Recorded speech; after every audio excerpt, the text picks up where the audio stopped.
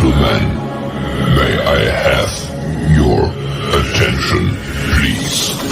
The show starts in 10, 9, 8, 7, 6, 5, 4, 3, 2, 1.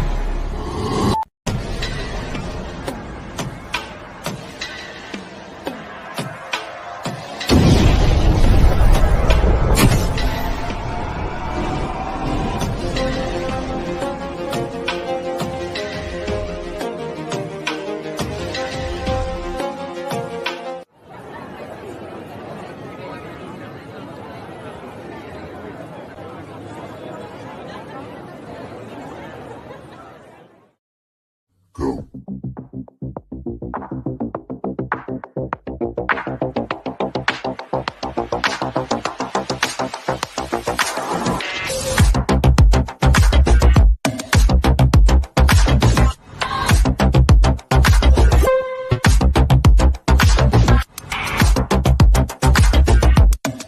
Sponsored by Andrea Mason, Press Play, Plan Life According to You, LLC. Take care of your mental health. Find inner peace by rediscovering and loving you for who you truly are. Take advantage of this exclusive offer and choose to press play today. Thank you.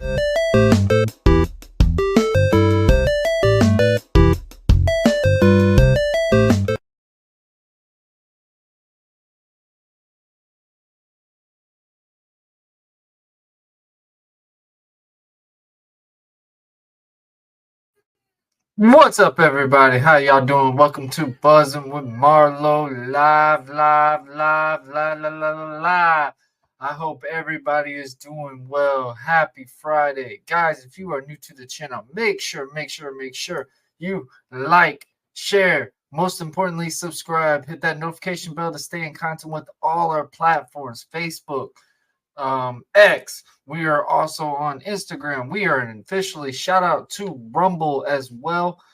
We are officially fully on Rumble. We are on Buzzsprout. We are on so many platforms, just to name it, we are there. Obviously, you can check us out on all audio platforms as well. Just want to inform everybody, this episode is now officially out on audio as well on Spotify, on wherever you get your podcast.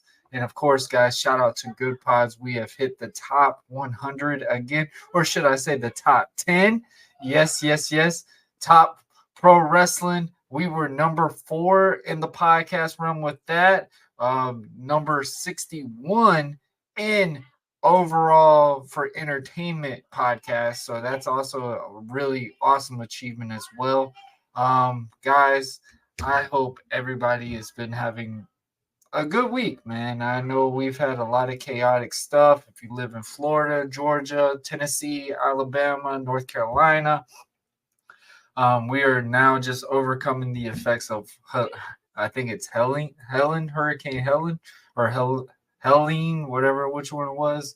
Whatever it was, it made mark. I ain't gonna lie, it made its mark. It did a little bit on some things, man. I mean, it was pretty adventurous, and my thoughts and prayers go out to the people in Asheville, North Carolina. And if you've been affected by the hurricane, man, that's definitely my deepest condolences.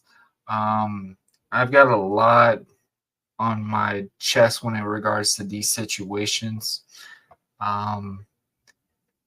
It's a lot. And I know we've got the election coming up, not even in a month or two, whatever, and seeing what's all been transpired, man, and everyone's just using it as a way to get a number. It's just kind of sickening, in my opinion. But guys, but if we can, man, I hope and pray everyone is safe in Asheville. Hope everyone's safe. If you've been affected by this hurricane, it's a lot to deal with. It's a lot to have to go through, and I can only imagine what people are having to now their new day-to-day basis. But yeah.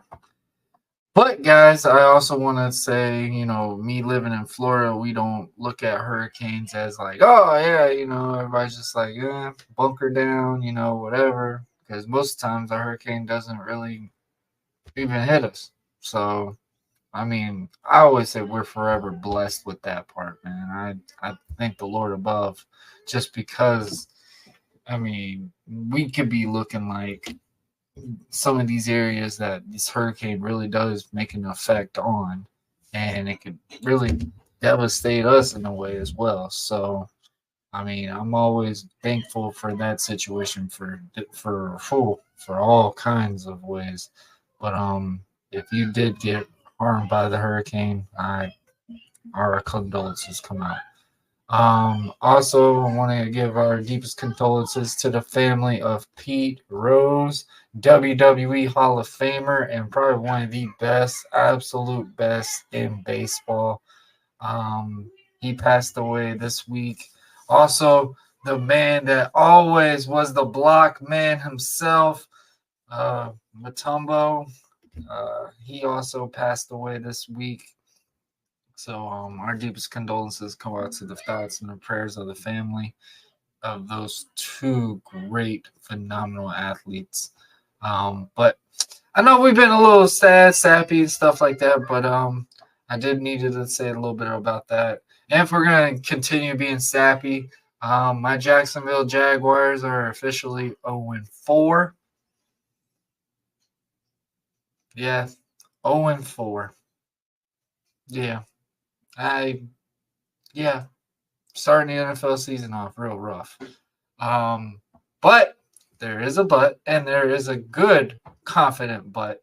When I say this, my Miami Hurricanes are 5-0. Yes, finally. We play Cal tomorrow, real late tomorrow. I'm looking forward to that game. Also, guys, if you're a pro wrestling fan, Bad Blood is out. Literally, Bad Blood is gonna be live and going. I mean, the card looks really good. It's a small card that just tells you a lot's gonna go down in Atlanta for Bad Blood. We're gonna do a part. I think I'll just do where I'm gonna do a Bad Blood prediction show. I think I might do one today, but we'll probably let that record out probably sooner or later. But we also have a lot of great things coming up, man. I'm looking big weekend for me. We're taking the fam. We're gonna go get Matthew tomorrow, literally right after I get off work tomorrow morning. We're going over to Dublin, Georgia, which we're meeting halfway to go get my son. And we're taking a trip to Mickey's Not So Scary Halloween in Orlando this weekend. So it's a lot of stuff we got coming up. So it's going to be a big, fun weekend, man. It's good to finally get to spend some time with the family and have some fun. I'm excited for it, especially for the kids. And of course, I've been to Disney for that Christmas celebration thing, which was really cool. So I can only imagine what it's going to transpire when you go to the Halloween thing. And of course, speaking of Halloween, guys, pumpkin season is upon us. Pumpkin spice lattes and all those stuff you see at Starbucks and all the lovely favorite pumpkin drinks and all that is accepted now. If you are an outlandish one and you love to decorate for Halloween, this one is your week. It's gonna be a crazy, wild time, and now we are on the road. Halloween, Thanksgiving, and Christmas is upon us. Winter time is coming. If you don't live in Florida, stuff like that, you might have already getting to feel the effects, but we're slowly getting there. We're still in tank top, and I think we're about short sleeve weather now. Yeah. But guys, I know I've been rambling on for a second. I want to give a shout out to our sponsor, Andrea Mason. Andrea Mason does phenomenal stuff for the Buzzing with Marlowe podcast. Guys, if you can, make sure you go to the links below. Check out Andrea. If you feel like you just need a coach just to get you in that right mindset and just get you onto that narrow path, the path that you somewhat feel like you're there, but you still need a little of a guidance, Andrea Mason is your guide. I mean, the woman is phenomenal. She does an amazing, amazing job. So I want to give a major shout out to Andrea for always doing what she can for this podcast. Definitely. Thank you, Andrea. Also, guys, we are going to the ones that also help us out as well. And I'm talking about Dubby. Yes. We are back with some of that jitterless energy, man. If you are tired of those energy cans and you're tired of all those money that just keeps adding up, I mean, energy cans now are probably almost $5 a can. You can go in here and get you some of that jitterless energy.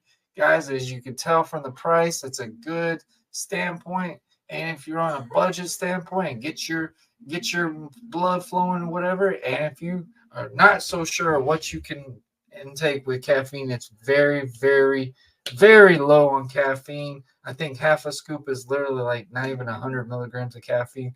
So they have a lot of stuff. Type in a promo code BUZZ20 with a capital B to get 10% off of your purchase. Shout out to Debbie, giving always that jitterless energy.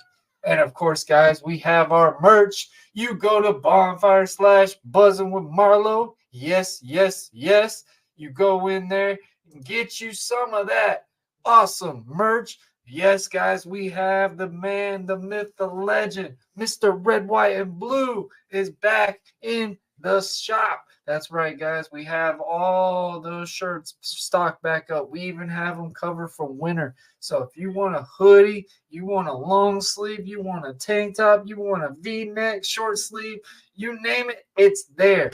American Prodigy is in the store. That's right, guys. And of course, man, we got that awesome flag in the back.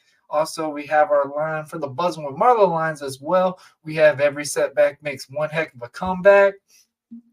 If you feel like you have some troublings and if you need some motivation to get you going and realize, hey, man, sometimes you go through tough times to get adapted and to come out even stronger, that shirt really would fit you as well. There's so many colors, so many types of shirts. Also, the coolest thing is you get the Morphin into Season 5 logo on the back. That's right. So obviously it's a good picture as well. And of course, if you're just a new person, you see on the back all the platforms that Buzzing with Marlowe is on. But as you could tell, there's so many colors, so many types of shirts. And of course, we have Morphing into Season shirt line as well. Like I said, we always talk about it. It's a little pricey just because of the coloring on it. So definitely great, phenomenal work that they did with this one. They've done phenomenal work with it, guys. The shirts, the materials are amazing. And of course, we have our original Buzzing with Marlowe logo. And of course, Bonfire is starting now where they have gift cards as well. Knowing that Christmas and everything is upon us, you can go and get you a Bonfire gift card and get some money half off, even with the promo code. And of course, guys, we have our hats. Every type of hat you can possibly think of. You go in there, get you an awesome hat. Guys, make sure y'all go to bonfire/buzzing with Marlowe. Type in the promo code BUZZ20 and you will get 10% off of your purchase. Shout out to Bonfire, always covering that Buzzing with Marlowe apparel needs. All right, guys. I think we've been rambling on enough. As we could tell, it's wintertime coming. So guess what particular sport is back? I'm talking basketball, baby. That's right. If anybody doesn't remember, I was pretty good in my day. You know, I had a good jump shot for a little while. You know, it feels like a whole different lifetime since I played. But hey, I had my good fair share of playing basketball. Got to play in college a little bit. Shout out to Florida Atlantic University. They always they helped your boy out. But yeah, guys, I have an awesome episode today, man. We've got a lot we got to talk about. But one thing I do want to talk about when I'm going to say about this episode is we're going to talk about faith. We're going to talk about, of course, playing basketball. We're also going to talk about an author. We're also going to talk about someone that is a skills coach and just a very good motivational speaker and helping somebody guidance and be that person to be the best that they can be. Guys, I'm talking about Drake Reed. That's right, guys. Former professional basketball player Drake Reed. Guys, when I bring this man on and he tells you a little bit about himself and he tells you his accolades, they are phenomenal. It is astonishing that we got this man to come onto this podcast, man. So, guys, we're not going to waste no more time. So when the countdown goes 30 to 1, we will be joined with Drake Reed. And ladies and gentlemen, it's time because it is episode 179. And ladies and gentlemen, season 6 is ready to kick it off in 3, 2, 1, right now.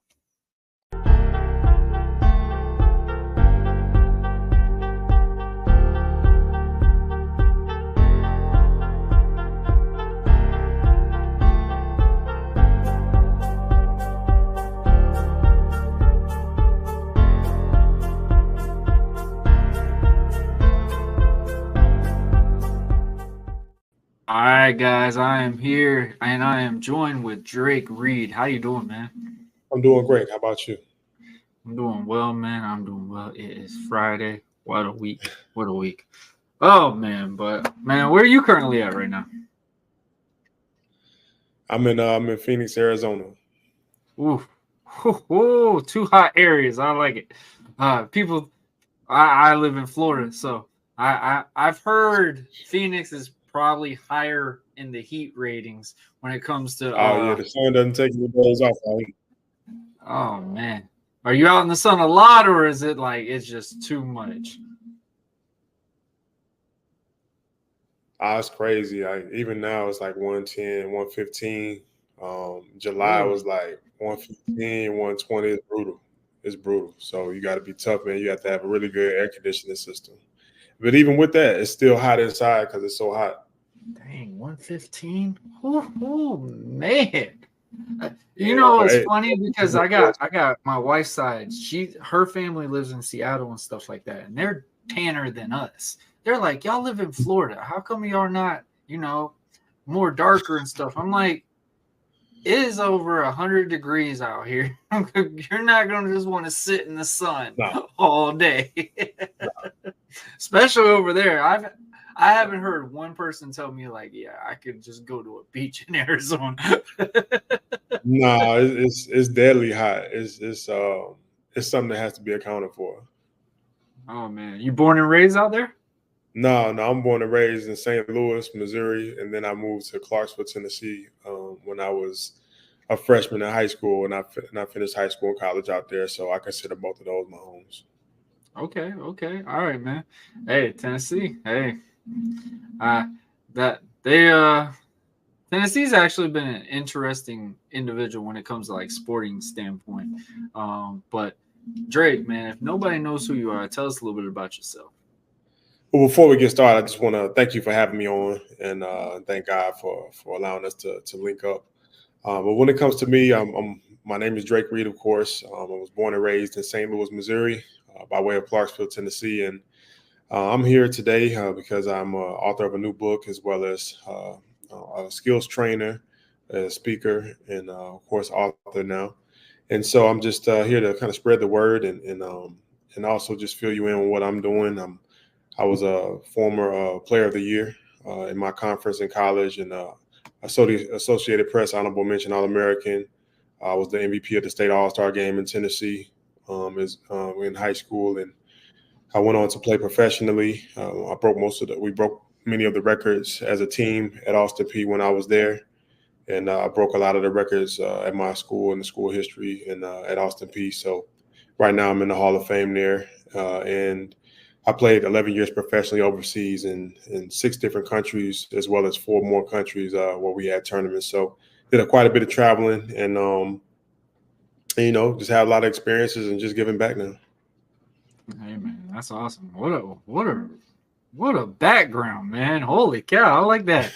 Talking about you've been in the Hall of Fame and stuff like this. What? Okay. All right. So I do gotta ask, I hear a lot of guys when they say they play overseas. I got a couple of friends that play overseas and stuff, and I mean they make great money. I mean, I heard you automatically get tryouts, for the NBA and stuff like that, because obviously, you're in the G League, the Euro leagues and stuff like that. So what is the different transition from playing overseas ball than what it is here in the US? What's the biggest difference? Well, to correct you, there is no automatic tryout. The first thing you have to do is be very good. You have to be a very good player, whether that's coming out of college or whether that's you playing professionally, but you have to be very good to get those tryouts. But I would say the big difference is you mentioned 3 different things. You mentioned the NBA, you mentioned G League, you mentioned overseas. So the NBA, of course, is the creme de la creme. That's where everybody wants to be. That's the most money, it's the most opportunities. And even if you were to leave the NBA and go on to play overseas, then you will have a much bigger contract typically if you have at least a few years of playing in the NBA. So I would say then you have the G League, of course, which is really up their salaries and really up their their standing as far as how professionals look at it. Because when I was coming out of school, they were just paying guys like $1,500 a month, $2,000 a month, crazy stuff, and you would have some of the best players in the world playing in this league, just trying to get into the NBA, but they were making close to nothing. So it's really their salaries have really buffed up. So that's been a great addition, and it's helped to keep a lot of our players from leaving to go overseas. So then you have the OTE league now. So it's a lot of different things going on. But I would say the biggest difference between playing overseas as compared to the United States is a lot of it is the rules are different. So there's a limit on how many Americans can be on the team, which is foreign to us because we don't have rules that block guys to be on our teams in any of the sports. And there's rules against Americans in pretty much every country with the exception of Germany, I believe. So you have to get used to that. There's even places where only one American can be on the floor at once. Really? So you might have 2 Americans and they're like, well, we don't want 2 Americans on the floor because they don't want us to kind of take over the game. So it's just you look at things quite a bit differently when you have these type of realities because sports is the most progressive industry on the planet. So it's like, okay, well, if that's happening, in sports, I know off the court could be wild. So you have those sorts of things. But another big thing is you don't have any expenses. So everyone thinks that when you go play overseas, you just make $1 million and you're just making crazy money. Like you have to build your career. You can get to the millions, you can get to the upper hundreds of thousands, but you have to build your career. So if you're coming out of college and you have like a really good college career, like an all-conference, first team all-conference at a mid-major or low major, or you're an all-conference player at a high major, something like that, then you can get into some good leagues, first division or a second division in a good country, and make probably anywhere from, depending on the market that year, anywhere from 30 to like 100,000, depending on your value in that market. And so a lot of guys coming from the States, we're thinking like millions of dollars or, $750,000, something like that. And so that money is out there overseas, but you're talking about basically having to have a couple of good years to get to that money. So you might start off making 50 grand, but if you're in a good league and you start to dominate, and you make the all-star team, or you make it deep in the playoffs and you're playing good, well then that's going to sprout into 100,000. Then you play good on a $100,000 contract, that springs into 350,000, so on and so forth. But it can also go the other way. You could be making 800,000 and blow out your ACL. Next year, make 200,000. So it's like the stock market. So when you're hot, you better go get it. For real. I love how you abbreviate that, because a lot of people, I vouch for this as well, man. Like in the athletic mindset, you never want to imagine you get hurt. Like our goal is something that we have been since we were kids. I'm pretty sure you could vouch to this. You shoot no ball until you can't see the ball or see the net at nighttime, and and you get that moment. And I mean, sadly, we've witnessed it on the big stage for some people. I remember one guy just got drafted into the NFL and then got ran over. And it's like, you've done all this and you didn't get to have that payoff. And it's like those things, but you also do, like you just said, man, you got to get it when you're there. It's got to stay at that level because you don't know how long it's going to last. And that's one thing that it's a cool thing about sports and a scary thing about sports, because when that moment's there, it's like I abbreviate like a music, like, that track is, oh, it's great this month. That don't mean it's going to be all year. It doesn't mean it's going to be like, bam, you're going to hit that chart every single day of the week. And I mean, it's scary. It's really scary because, we do this for pure, in a way we do it for entertainment, but more important, man, we're doing it because we're passionate about these things. Mm-hmm. All right. So I do got to ask, what was the favorite out of all the places that you were overseas? What was your favorite place that you got to play in? I think I have to split that up into two questions because you have your favorite place to live and then your favorite place to actually play. My favorite place to live was Australia. Really? I got the coolest stuff, man. I got to feed kangaroos and pet koalas and all this stuff, man. I was driving on the left side of the road, parallel parking with the steering wheel on the right. I'm like, man, I'm doing some different stuff over here, man. I'm popping. You're breaking the law. What's going on here? I'm popping, man. So now that was a crazy experience, and then it was just like super peaceful, man. Like you never heard police sirens because nothing bad was happening. Like it was no pollution. You very rarely ever seen someone that was homeless, and it's just stuff that I couldn't even imagine coming from the States. Being in a huge city and it just being that peaceful. So that changed how I looked at things. But the best place to play for me, competitive wise, as far as competition, was France. They had the most NBA players outside of the United States in the NBA. So they had the most talent. But as far as the best place that I preferred to play at, a lot of that depends on the league and the coaches. So when I say that, I mean depending on where you play depends on the mentality of the league and the coaching staff. So for example, you'll see like a guy that maybe he averaged like 20 something a game, and he played in college or he played in the NBA or something. Then they'll go take a contract in another country. So you're like, man, this dude should be just running through those guys. And you go over there and average like 12 or 13 points. You're like, man, what's going on? Like, because in our mentality, we have the best players. So we get them the ball every play and we just let them take over and they're going to play all the game. And that's how we think. But a lot of other places, they feel like they play more of a team game. And I don't really think that's entirely true.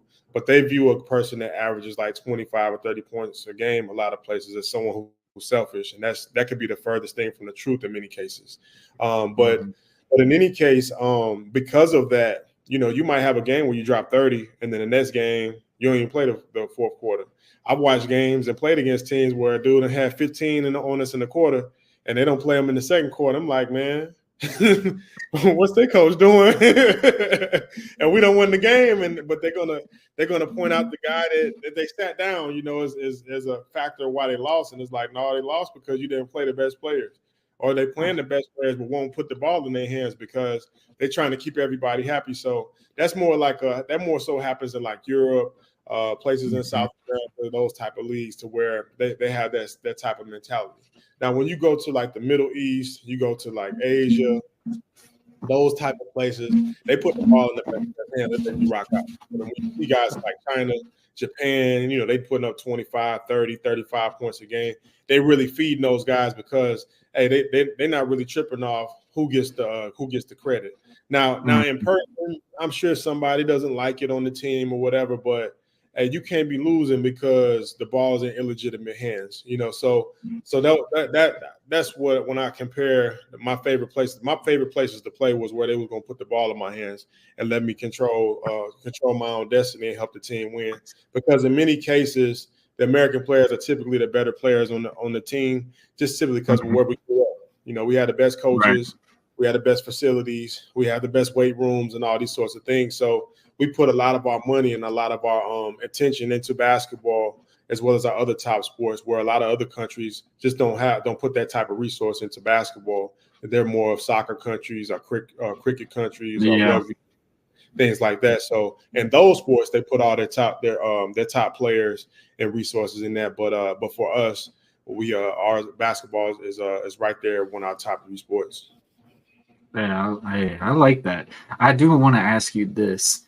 Obviously, what we're seeing with sports now going overseas, for the longest time, it was only basketball. For the longest time, like overseas sports, you only really got basketball. And then we brought soccer to the U.S., which is not still the same to what it is overseas. But now we're seeing the NFL.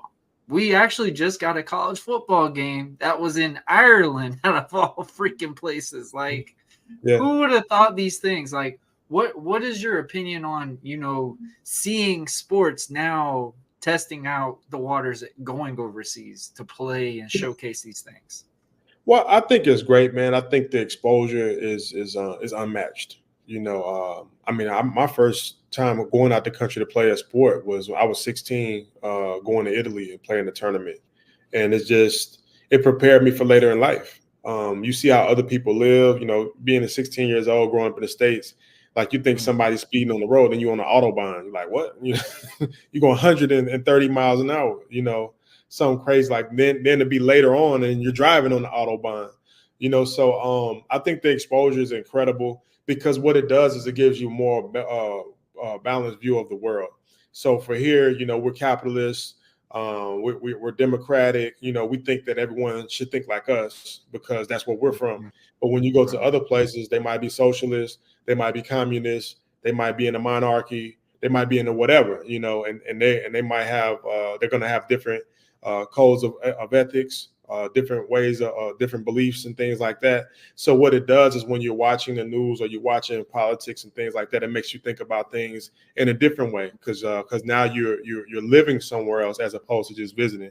Because a lot of people visit places and they'll go to Paris, they'll go to Milan, they'll go to Barcelona for a week or two, and then they'll be like think that they're like some guru on foreign policy or something. It's like you didn't even stay there. Like you just went there and see the Eiffel Tower or something, just like in and out. That's like a coat. Like you just put it on for a second. It's like, all right, I got it. I just put it on. It's all good. Yeah, but when you live in a place like I was in France when they call them the Gilets jaunes. I was there when the Yellow Jackets went on strike. I was in Argentina when they shut down the airports, and all the domestic flights. I was in North Africa when there was a civil unrest. So you're in these places and it's like, man, it changes how you view the world. Mm-hmm.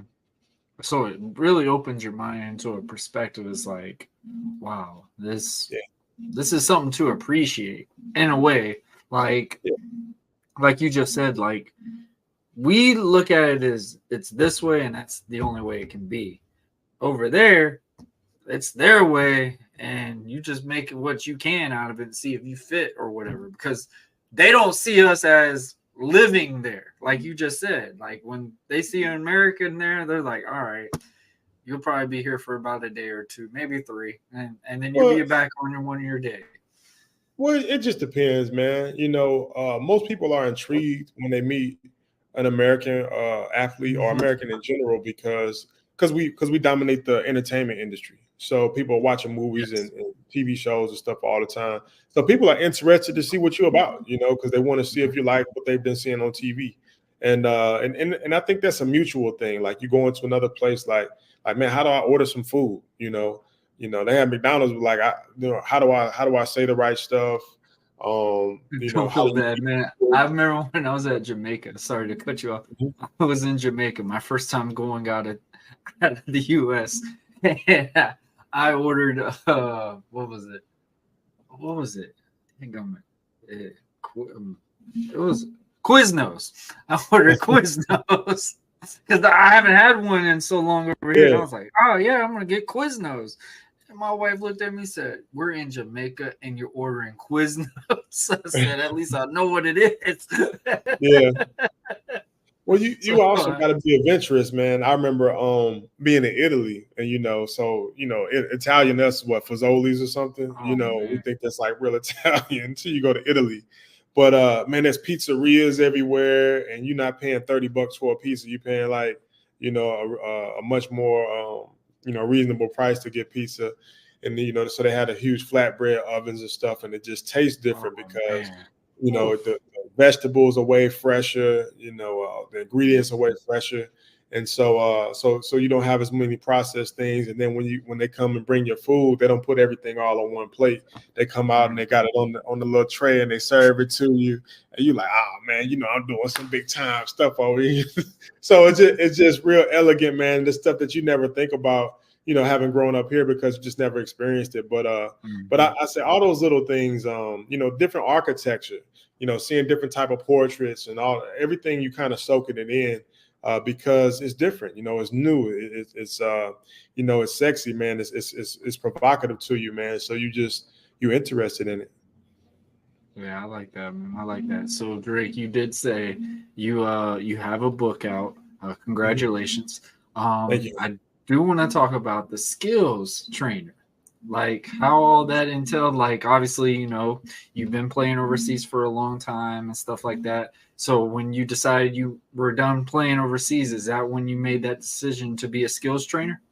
Well, I've been skills training for quite some time. That's one of the things a lot of guys do when we come home in the off season.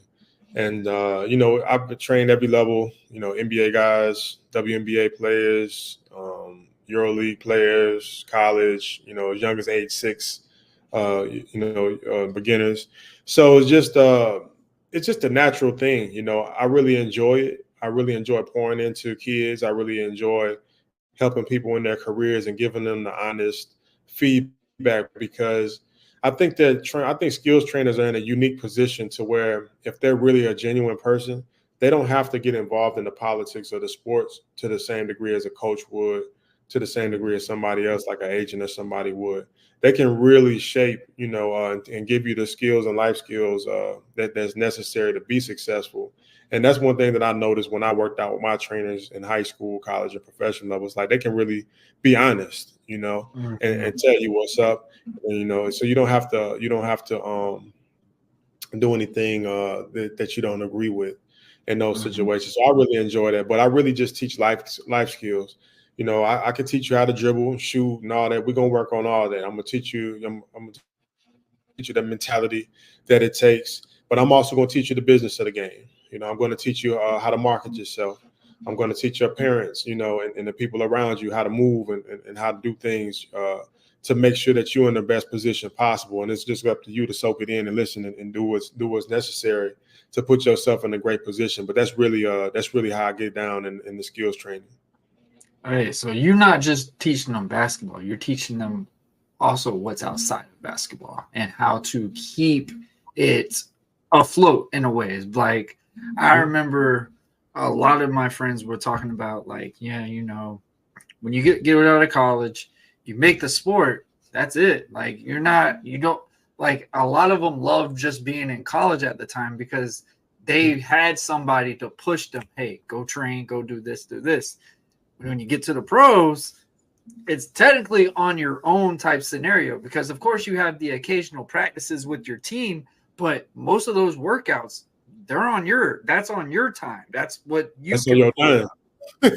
Like that's crazy. Like I would have thought that was like more serious in a way about like, all right, we got to train, X amount a day, blah, blah, blah, blah, do your healing, stuff like that. I do want to know before we're going to get on the main topic that I really want to talk to you about.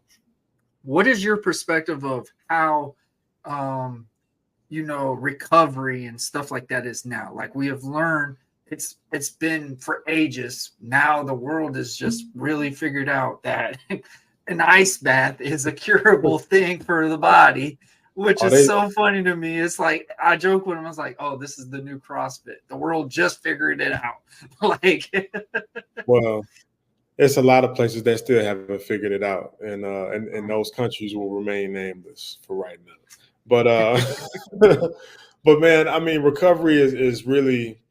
I think they go too far with the younger players with it. I think a lot of our high school athletes have gotten really soft because they like to be pampered and it's so hard. They're getting paid a heck amount of money now. Like Well, this I mean, NIL deals now. I'm saying even just the regular kids that play on the high school teams, because what you're not seeing is you're not seeing a kid that starts and then ascends because they had to persevere and push through, and you're not seeing that as much as before because things have gotten so much lighter and there's not as much discipline and things like that. But to me, you don't really need a lot of recovery stuff until you get to like college and you're playing like 3 games a week. But out west, though, man, they're playing back-to-back games in high school. I think that's crazy. I've talked to a lot of people. Yeah, I think if you're 15 or 16 years old, you have no business playing back-to-back games. You're not a professional athlete. You don't even play back-to-back games in college. That's like too much wear and tear. Well, no, it's worse than a basketball camp. A basketball camp is a 3 to 5 day segment typically, and then that's it. But you're talking about they're playing 30 games and like half the games are back to back. I think that's crazy, and it's really not looking out for the well-being of those young athletes because how are they going to keep their grades up? How are you going to keep this kid from blowing something out? Body is not built for that. When you playing back-to-back games as a professional, you going out right after the game, you're going straight into recovery. They're coming into your hotel room with the recovery equipment. Maybe you come in the morning and there's like a recovery practice going in before the film session or after. Like there's stuff that's built in to keep your body at its maximum level, but you're not having to go to class and still have to keep your grades up to be eligible to play in college, or to be or to still pursue this athletic scholarship, when you're in high school. So I think that's I'm very against back-to-back games. But to continue on with the recovery, there's a certain point in your career where if you don't have a recovery system, your career is just going to be over, or you're not going to be as great of a player for a long time. I agree with that. Yes. Once I got into my late 20s, I really paid attention to it a lot more. One of my old teammates. I didn't know nothing until I got to college. I didn't know what an ice bath was. I didn't know any of that mess. I thought a hot tub was supposed to be one of those, this tell you how well this area was. Like you would have thought a hot tub was like a cure type thing because you're just sitting in it. It's like, in a way, at that time, it felt like it was massaging you, but technically, being in a big old tub of ice water, it was a lot more better for you than a freaking hot tub at times. Like, I got so mind blown when I got into college, man. Now, hot tub is just you feeling better, but it's not getting rid of the swelling. Yeah, you need something to get. The ice bath is tough at first because most people are just you're not tough enough to deal with it. Like it's a lot, man. But now with the with the cryotherapy, I used to do cryotherapy, all the time. So you get 3 days of recovery in 3 minutes. But you're talking about like negative 150, negative 180, some crazy stuff like that.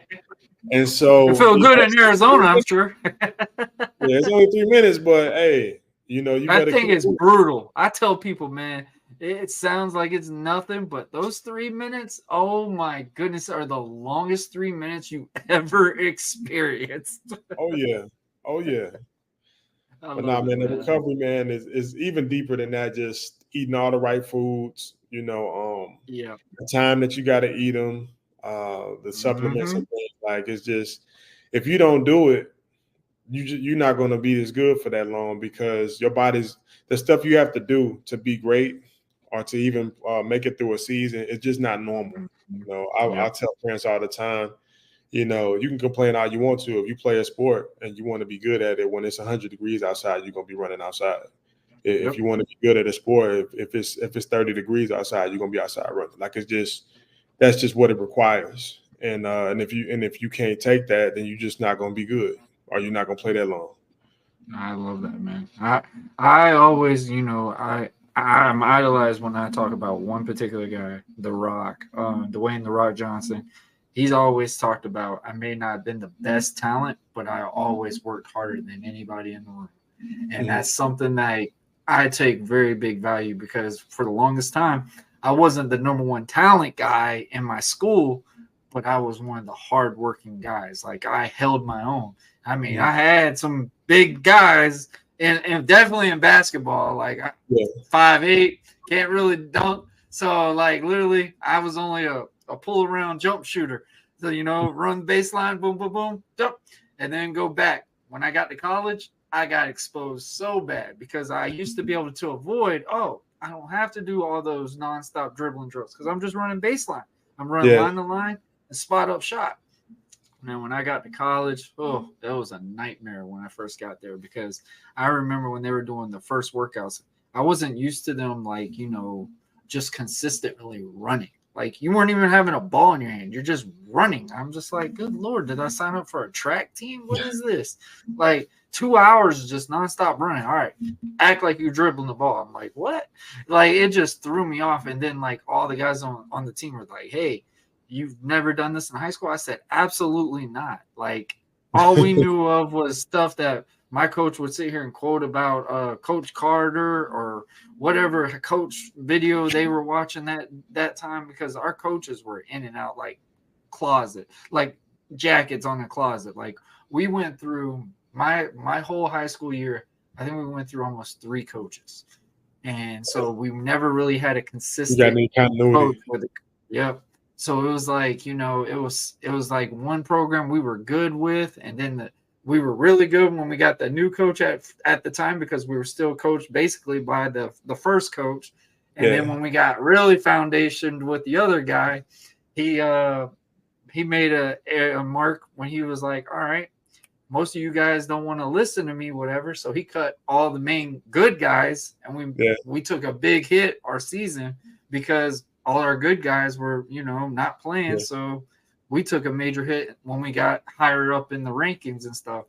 And, you just get a lot of respect. And that's something, like you just said, the best thing is you learn what's real, and they are real with you when you get to high school level, college level, and stuff like that. Because so many coaches, they have those things where they mess around, and it's like you thought you were that talent, and then because it's got that ego, but when that ego is crushed, it is hard to get back. But luckily, I was in a military household, so there wasn't a lot of things that could phase me when it came to stuff like that.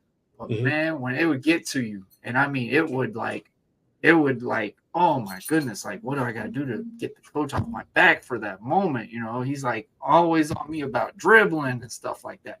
Like, it was just, but it was, I even still talk to him to this day, which I absolutely despised him in high school. Still talk to him to this day, because I did tell him, like, you know what? I didn't like the decision that you did, but it made me a better person. It made me grow. All right, my stuff didn't stink at the time, but I could have done so much better, and we could have done way better that season or something like that. So, you get those realizations and stuff like that. So, all right, Drake. So I want to talk about your book, man. What all entitled for you to, wanting to write a book? What all had to happen for you to get the book published and everything like that, man? Well, the publishing process, that could take a whole video. But this is my book. It's called Christian Athletes versus the World. And it came into fruition because when I got done playing, I was just getting settled back home in the States. And I wasn't thinking about writing a book. I had no intentions of writing a book. And one of my mentors, she was talking to me about something completely different. And she kind of has that, that's some of the spiritual gifting. And out of the blue, she said, "You're going to write you a book." And I was like, "No, I'm not." She's like, "No, yes, you are." I was like, "No, I'm not." It's like, I just got back to the States. I just got my place, just getting organized. Like, I'm just cool with what I'm doing now. and just start my life at home. She's like, no, you have to, because it's gonna your experiences is gonna help a lot of people. And so even when she was saying that was like, I wasn't tripping off what she was saying too much. And about 6 to 8 months later, I was at a business conference, thinking that it was a gospel thinking it was a gospel concert. And so, in any case, all these business people start coming up and start talking about, how they started their businesses and how they went from, having jobs that they didn't like and then blowing up. And so, as this one guy gets up there and starts talking about his testimony, his journey, and then that's when it brought into remembrance this book. And I was like, oh yeah, that book, right? So about a month later, it was the first time I had some time to really sit down and write and focus on it. And I mean, I just prayed all the way, man. The Holy Spirit just like was flowing, man. I was typing like 2,000 to 4,000 words every day for like 5 or 6 weeks, man. And I look up, and about 6 weeks later, the book was done, and so then one thing led to another. This bishop knew this person, this pastor knew this person, this minister knew this person, and it just so happens that they all was Christians. But so a good friend of mine, a good friend of mine is a bishop, and his sister is a publisher. I mean, a book manager. So that was like, I didn't know that, and then she was like, well, we got to do this, we got to do that, and she's been a bestseller and all of that. So it took time to go through the editing process, because you have to pick between different companies, who's the right editor, which ones you vibe with, which ones you don't. And then as time went on, as we continued to pray about it and continue to decide what needed to be done moving forward, it ended up turning into 3 books because my book manager told me I need to start interviewing some pastors from different states and countries, because it's Christian athletes versus the world, and not just the little areas that I was focusing on. Yeah. And so I was like, man, that's going to be a challenge, because that was my challenge, and that's how I lost my way for a period of time when I was overseas. Because you'll move somewhere and it's not a Christian country. You'll move somewhere, it's not a Catholic country. You move somewhere and it's just totally different than anything that you've ever experienced. And you might look for a church for a little while, you ask around, but nobody's really worshiping, Christ at all. So you just stop looking. And so then I tried to watch on the internet, watch things back home, but I didn't know at 23, 24, these ages that, you need a local pastor, because the Holy Spirit is speaking to the pastor at home, to that congregation that's in front of them. And you need the Holy Spirit to speak to the pastor that's in your community, to your congregation, that where you live at. So I didn't understand that. So I was like, man, I'm trying this stuff with my American mentality and the American pastors living in France, living in Italy, living in these places, and it's not working for me the same. So what happens is, over time, you start to lose your way and lose your confidence in what's going on. So I talk about all these sorts of nuances and things, and how you can stay firm and not lose your walk, when you are traveling, because a lot of people don't realize, and even as much as people are traveling now, I mean, if you're great at something, whether you're an athlete or not, you're pretty much leaving home before other people are. If you're the valedictorian at your school or something, like you, one of them brainiac kids, man, that's made a 4.0 since you was started school, a lot of them are graduating when they're 16 and going to college, or if you just this phenomenal, this can't miss athlete, and you're 15, you're going to a prep school in another state, when you're 15. So even though you're leaving as a young person to go to college when you're 18, most people typically go to school within their home state within a few hours, to where it only takes a half a tank of gas to get back home for the holidays, or if something bad happens, they can always go home. When you're pursuing something that's as much as sports, like the colleges in your state might not even have a scholarship open for your position. You have to go to 2 or 3 states over, or from the West Coast to the South, or from the South to the East Coast. Like, you don't know how it's going to pan out. So when you're leaving, people are not considering that you have to actually live in these places. They're just thinking that you're going there to play ball, you're going there to run track, you're going there to do whatever. but there's a whole community around you that has quite a bit of opposition in it, and it's a lot of ways that you can get lost. And another thing that people don't realize is there's a lot of people that's traveling outside of the country much more than they used to. Most of the college teams are going to play in other countries for tournaments, preseason tournaments. You have a lot of young athletes that are not necessarily American that are moving to America or moving from their home countries to Europe or to Africa and all these places. So you never really know what your situation is going to be. But if this is what you're pursuing in life, you have to be totally prepared. So when you get off that airplane and there's nobody there that and they have that sign up that says your name on it in the airport, and you just so happen to be 17, or 20 years old, that's very early to have to do something like that. And, and to put your trust in the people that you don't know, you have to be prepared to deal with that. And so I talk about those sorts of things and some of the things you can expect, whether that be you going, being a high school player, collegiate player, professional player, that not only the athletes themselves need to know, but their parents need to know as well. I like that. I like how you add the parents in too, because a lot of people, you see it, all right, it's just the athlete, whatever. But no, man, the parents got to take the major role too. And honestly, 75% of it would be on the parents because it's based off of, hey, can we get them to travel this way? Can we get this in this way? Like, can we figure out what we're going to do with this during the season? Like, is Johnny, Jill, and activities wise going to affect, our son's season or something like that? And I mean, it takes a lot of entwine and it's a lot of sacrifice. But like you just said before, if you're going to want to succeed and get to that dream that you want, you have to make sacrifices. And that's something I feel like a lot of people have that trouble too, especially nowadays, because I feel like a lot of people don't have to sacrifice a lot of things to get to a level. Because I mean, me moving back to my area and stuff like that, I remember it was so rare that you could get a college to even come out and look at us, because we were still a new school and stuff like that.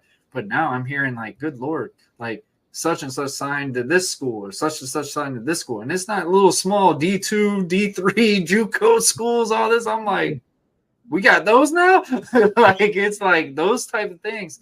And just seeing the elevation and how it adapts. And it's like, and I'm like, it's a good thing, but I'm also, it's the same time, it's like, man, they don't get that same, like that mentality like we had. Like they got the training standpoint, you got all that stuff, but then they don't appreciate it at the same time, but in a way they don't have to be pushed as hard as like what we were at that time. And I feel like that's something that it hurts the mentality at times, because it's either this or that's it. And like, that's what I feel like is a tough thing. And what you're saying is so true. And I see it with a lot of athletes now is they grew up in just a different time. And it's not, I don't know how old you are, but I'm not that old. I'm 37. I just retired 3 years ago. So that's old to like a teenager, but I'm not old for life. It wasn't that long ago where kids were getting spankings. I got spanked at school. It wasn't a long time ago where, your parents will cuss you out and stuff like that, if you were acting a fool or clowning at their house. So because they're not getting these type of experiences that we think is like horrible experiences now, when they get out away from their family, a lot of them are having difficulty knowing how to not cuss around adults, how to dress properly during interviews, and all these sorts of things that just was a way of life for us. So it's really put a lot of them in a bad position, and a lot of people are defending it, but there is no defense for that in the business world. Whether that's you going to get a regular job or if you're an athlete. I was talking to some colleagues about this the other day, and it's like, hey, when you play a sport at a high level, whether that's college or even if you're in high school, like let's say you got a school with 3,000 kids, well, only 12 people can play varsity. So if you can't shoot and you play shooting guard, you cut. Period. Like it ain't. There's no meeting about it. There's no, you being treated on social media and all that. No, it's done. It's that simple. there's only 12 spots. Okay, you go to college. Hey, if you got an attitude like that and you can't do it, and you have a bunch of people messing with the coaches, that you're done. You're out of there. And they're going to call the next 5 or 6 coaches and tell them not to take you either. When you come in the office or you play out some games and they say, hey, we need somebody to rebound tonight, and you're the person at the position where they expect to rebound, and you get like 3 rebounds, and they needed like 8 to 10 rebounds, and you can't do that night in and night out, they're going to find somebody else, And so it doesn't matter that you don't like it. It doesn't matter that at that point how you feel about it, because nobody's coming to save you. Okay. And those are the perseverance skills that a lot of kids in our country are not getting. And that is why the other countries have caught up quite a bit. I'll give you an example. I was in Austria playing ball, and I was 24. I was in this museum checking it out and this kid, man, he was clowning, yelling and screaming and all this stuff in the museum. And I thought it was like, man, this kid kind of loud. Museum's a quiet place. That kid's parent grabbed that kid's ear. You know how when we was kids, they used to do that, and just took his ear and just took all. I was like, oh man, and nobody in there flinched. And I was like, man, in the States, man, you going to jail. You're going to jail. You're going to be on the news and everything.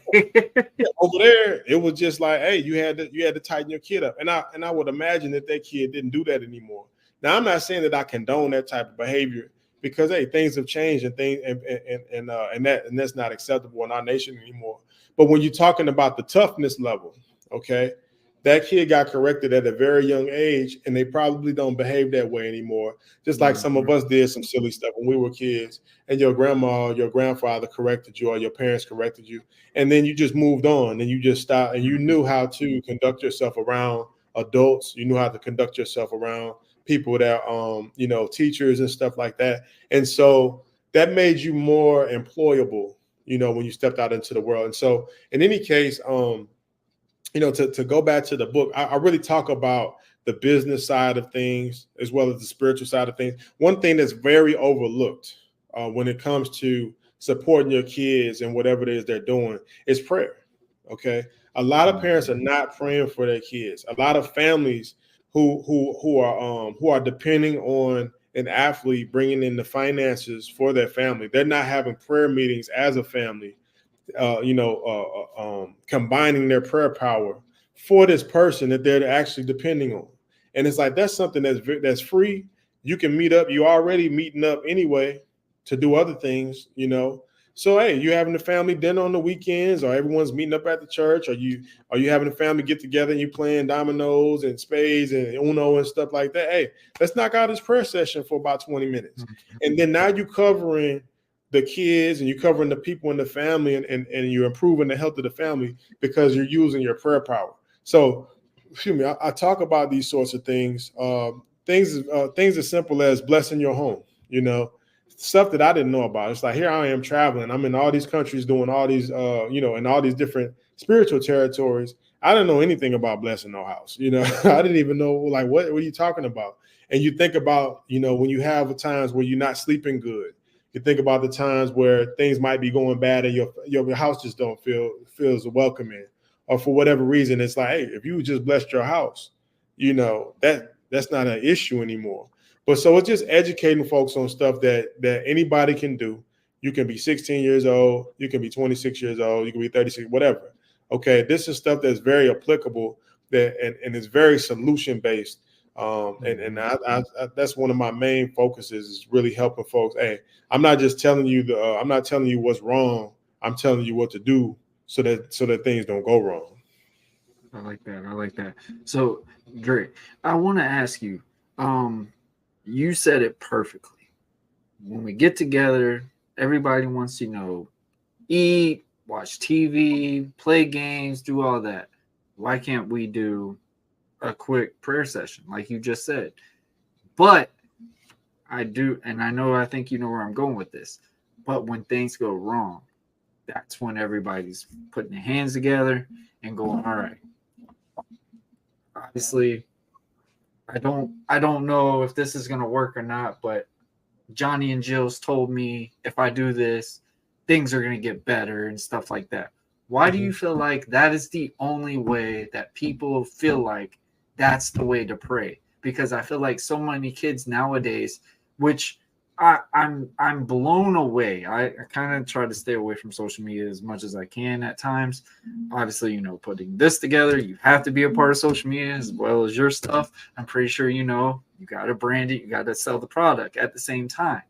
But why do you feel like so many people are attacking not only Christians in scenario, but they see it as, but they are against it. But when something happens, they fall back into that, and that's the only way that they feel like that's the time they need to do that. Like, why is that always the only time that they feel like they need? That's the only time to pray is when something goes bad.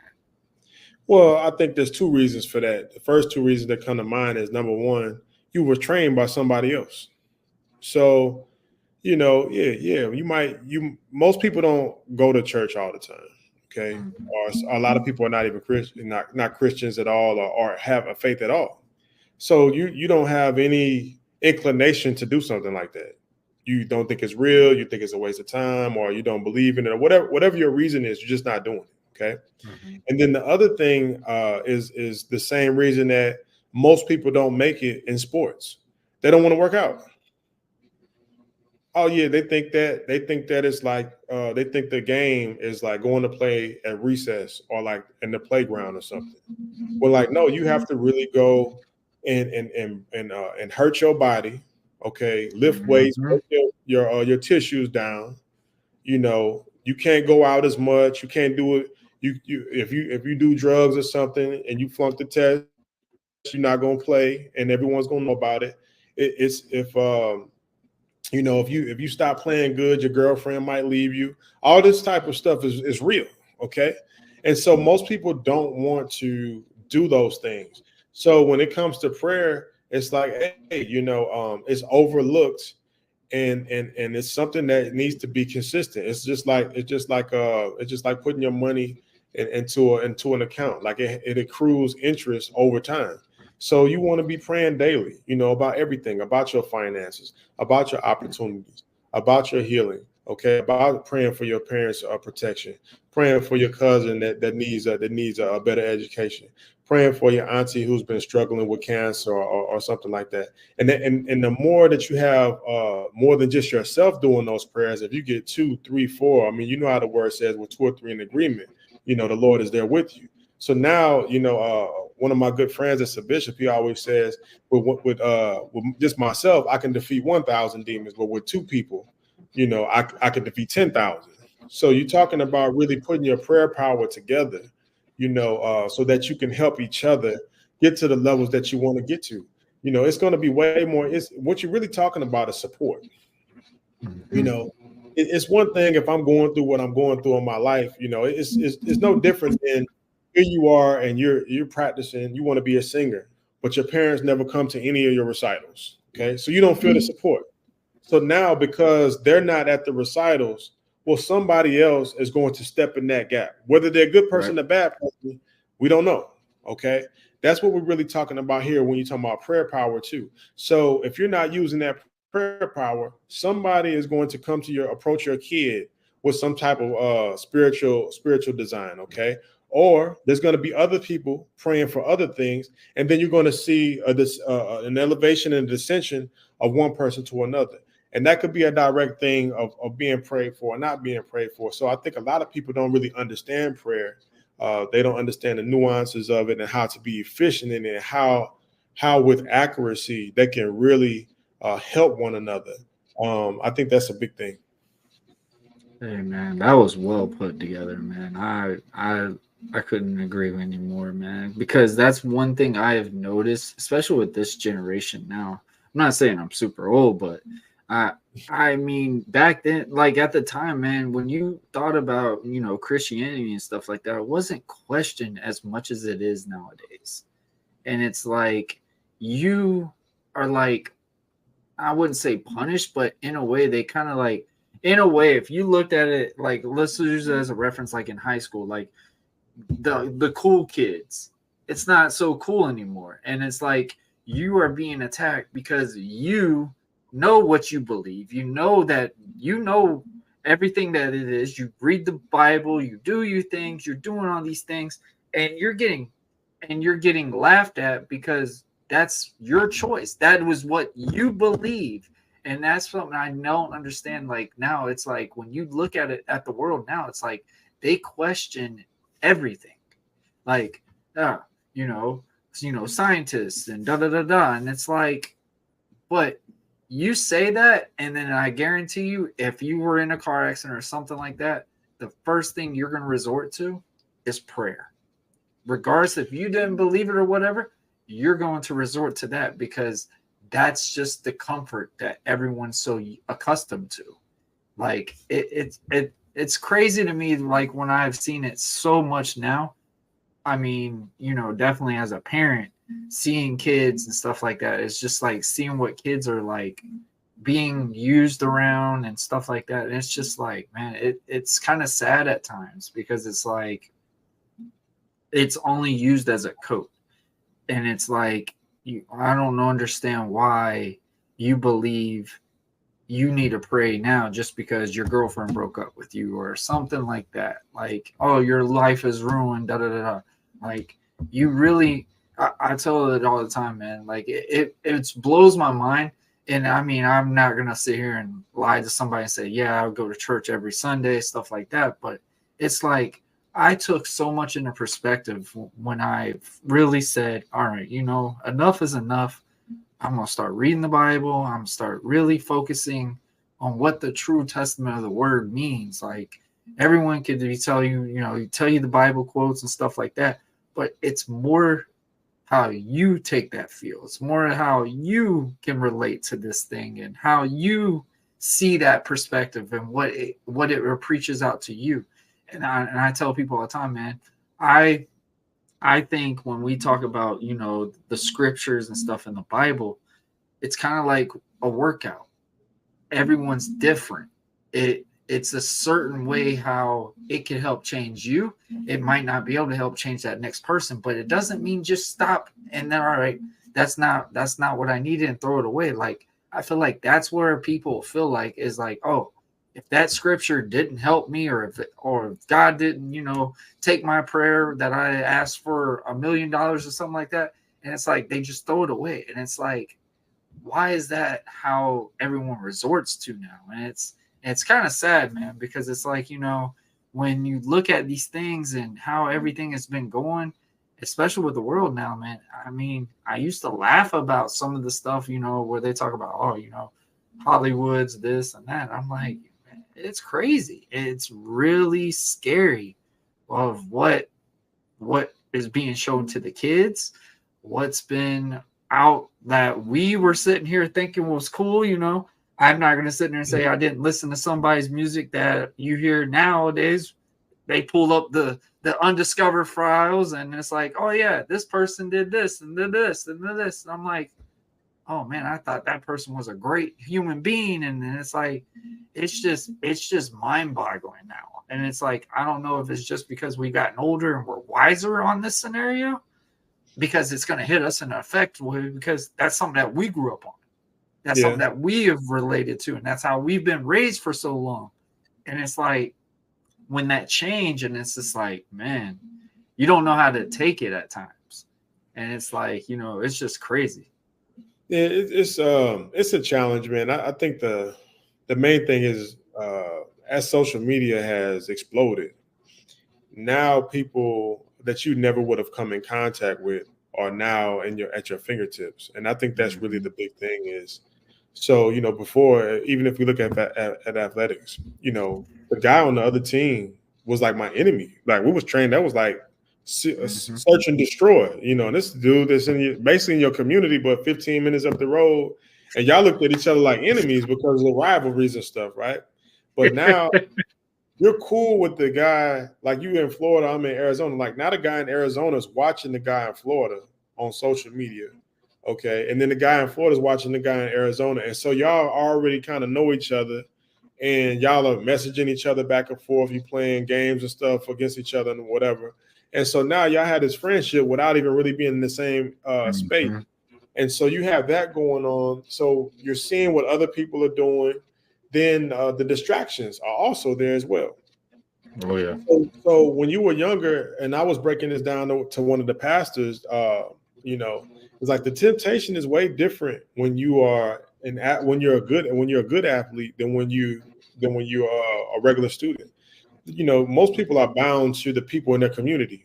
Okay, so you got your school, and maybe if you're a girl, it's the guys at your school or your neighborhood or whatever that's trying to talk to you, and same with the guys is some girls at your school or in that community, and you're limited to just that. But when you're an athlete, man, you playing in tournaments in different states and stuff, and you're on TV, you all over the internet and stuff, and so now there's people from other places that will come to you, okay, and at a very young age, and will be hunting you, so you have that.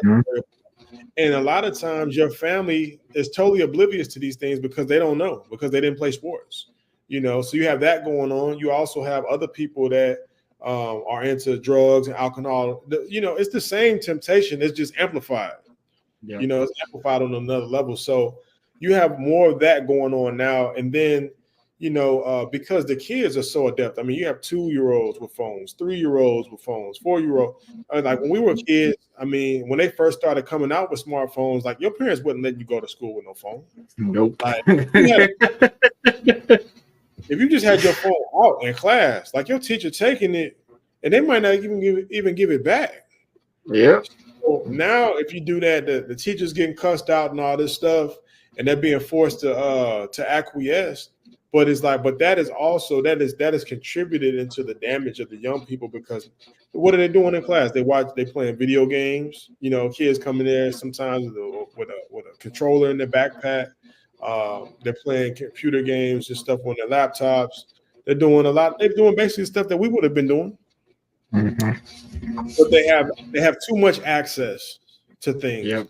And so it's very difficult to help a person come out of that, because if that's been going on for years and years and years and years, how you put the genie back in the bottle. So I think that's probably the biggest challenge, and why people are so defensive against the church and stuff, is because they're listening to a lot of people that they wouldn't normally even know about, dogging out the church, and that's not to say that people in the church are like the greatest people in the world, because really the church is a hospital in many ways.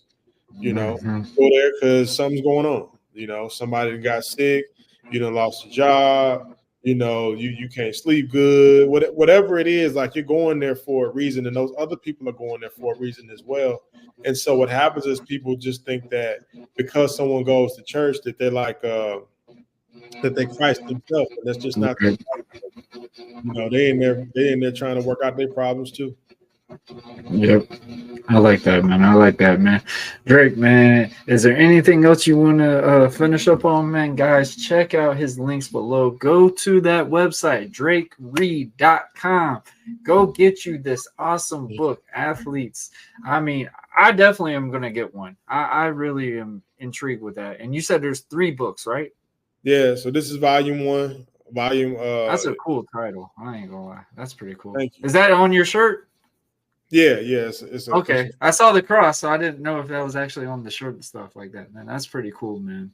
Yeah, Drake, I definitely want to have you on again, and man, I've been trying to find a guy to talk about, how elevation of basketball has been compared to what in the past. I'm pretty sure you would love to have a chat with that. And obviously, just sports in general, how much elevation has been just overall. And like you just said, man, with Christianity and stuff like that, man, it's crazy when we don't take so much acknowledgement on it now. But like we just said, man, but we want to follow up on it when something bad happens. And I like how not only did you keep your faith at times, and you've been very open and you said it like, hey, man, I was losing faith because I'm overseas. This is not treated like how it is at home. Like, maybe this is not what I'm supposed to believe or something. Maybe this is the true testament, stuff like that. And I want to admire you for you to be able to keep your faith. And not only that, but you you excelled and expanded it and evolved it to what you're doing now, man. Shout out to you for making that book. I can't wait to actually read that one and then the next two. And I'm pretty sure you're going to keep writing some more and more. Like, it's just crazy, man. It's crazy what your mind could do. And more importantly, like you just said, you got home, you're like, man, I ain't writing a book. I'm not a literature person. I'm not doing all of that. And then and to see what it's became and stuff like that. You talk about that. That's like how I was with this podcast, because I was like, man, no one's going to hear me talk. I'm like, when I first decided to do this, I was like, I'm not even going to be able to go 10 minutes. And I went an hour and 12 just talking about myself at the time. I was like, man, I don't know if I should be proud or I really need to go get help. I don't know which one it is. But and then it's, elevated and excelled so much more. But it's like, the only way that work is going to excel if you put in that work. And that's something I admire what you have said. Even with the accolades that you have, man, you still feel like you're still at that age where you definitely can just keep growing. And that's something I feel like a lot of people have trouble with now. It's like they stay content and that's it. Oh man, we got people are like, yeah, man, dad bods are the thing. I don't need to go to the gym anymore. I have guys that are pro wrestlers. I got pro wrestlers going, oh, there's some guys in WWE and stuff that, they got a belly. I don't need to work out. I'm like, well, if you're picking somebody up, you better be able to hold them. I mean, that's on your choice, but it's like, it's just people don't realize that if they want that next step, if they want to get to that, they got to put the work in. And that's something like everyone needs to do, but I don't know. I guess it's just a different era. But Drake, man, I greatly appreciate this, man. Like I said, guys, make sure y'all check his links below. Go buy the book, man. He's got 3 of them. He's got 3 of them, as I could tell on the T-shirt. Pretty sure he's selling some T-shirts for the book as well. Drake, is there any last things? I would just say thank you for having me on here. And yeah, please, the book is available on Amazon, as well as if you want bulk orders, feel free to go to drakereed.com. If you would like me to come speak to any kind of group that you have, any type of speaking engagement that you have, just contact us at drakereed.com and we'll get it done. I'll show up. Hey, man, I love it. Man, guys, I want to thank everybody for watching and listening. And I also want to remind everybody the audio version of this episode will literally be out after this live recording is done. So, guys, this is another great episode of Buzzing with Marlowe, and we will see y'all later. God bless.